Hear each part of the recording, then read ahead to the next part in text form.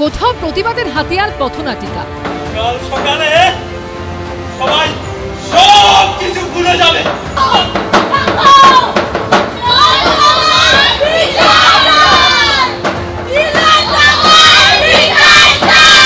কোথাও বৃষ্টি মাথায় করে মিছিল, স্লোগানে স্লোগানে প্রতিবাদ।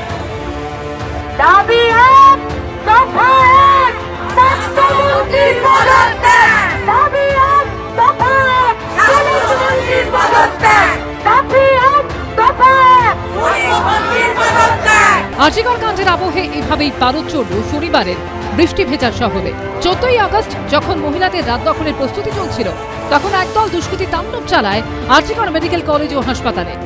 মুখ্যমন্ত্রী অভিযোগ করেন, ডিওয়াইএফআই এর ফ্ল্যাগ নিয়ে আরজিকর মেডিকেলে হামলা চালিয়েছে সিপিএম আর জাতীয় পতাকা নিয়ে হামলা চালিয়েছে বিজেপি। পাল্টা অভিযোগ করে বিরোধীরাও। এই প্রেক্ষিতে আরজিকরের ঘটনায় শনিবার লালবাজারে তলব করা হয় ডিওয়াইএফআই এর রাজ্য সম্পাদক মীনাক্ষী মুখোপাধ্যায় সহ মোট 7 জন বাম ছাত্র ও যুব নেতাকে। অপরাধীদেরকে বাঁচানোর যে ড্রামাবাজি, সেটা রাজ্যের মানুষ সহ্য করবে না। আপনার দেখে মনে হচ্ছে এরা ভয় পেয়ে বাড়ি ছেড়ে এসছে সকালবেলা? বামপন্থীদেরকে অ্যারেস্ট করতে পুলিশের কোনো কারণ লাগে নাকি? 13 বছর ধরে বামপন্থীরা পুলিশের অ্যারেস্ট, পুলিশের মার, পুলিশের জেল, পুলিশের মিথ্যে মামলা, আর ওদের ছাতার তলায় যে তৃণমূল বিজেপিরা থাকে তাদের হাতে খুন হয়েছে, ঘরছাড়া হয়েছে, ক্ষতিপূরণ দিয়েছে। বামপন্থীরা ভয় পায় না।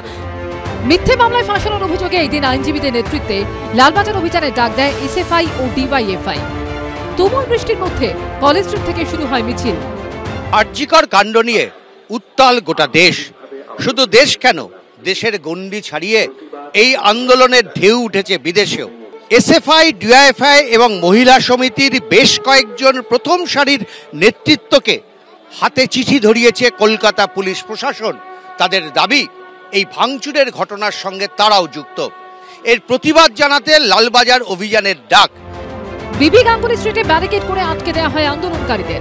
যে 7 জনকে চিঠি পাঠানো হয় তারা লালবাজারে যান, কথা বলেন পুলিশের সঙ্গে। পরিষ্কার কথা, প্রতিবাদীদেরকে হয়রান করা বন্ধ করতে হবে, দোষীদেরকে শাস্তি দিতে হবে, আরজিকর যারা ভাঙলো তাদেরকেও শাস্তি দিতে হবে, আর যারা মেয়েটিকে খুন করলো, রেপ করলো তাদেরকেও শাস্তি দিতে হবে। কি লুকাতে আপনারা এত তড়িঘড়ি করার চেষ্টা করছিলেন? কি লুকাতে আপনারা প্রতিবাদীদেরকে দমন করতে চাইছেন? সেটা গোটা রাজ্যের মানুষ বুঝতে পারে। মুখ্যমন্ত্রী তখনই পদত্যাগ করবেন যখন তার সংখ্যাগরিষ্ঠতা থাকবে না।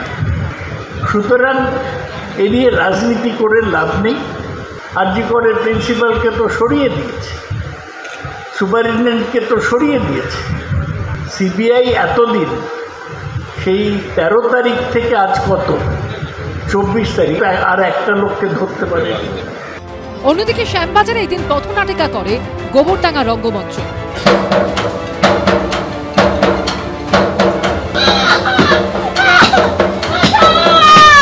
বিজেপির কাঞ্চলাল সেনের উদ্যোগে পরিবেশিত হয় নাটক তিলোত্তমার বিচার চাই।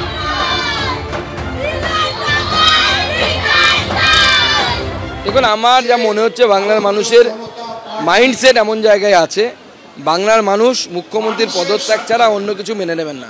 বাংলার মানুষ চাইছে যে মুখ্যমন্ত্রী পদত্যাগ করুন। অন্ধ তৃণমূল বিরোধী বলছে দফা এক, দাবি এক।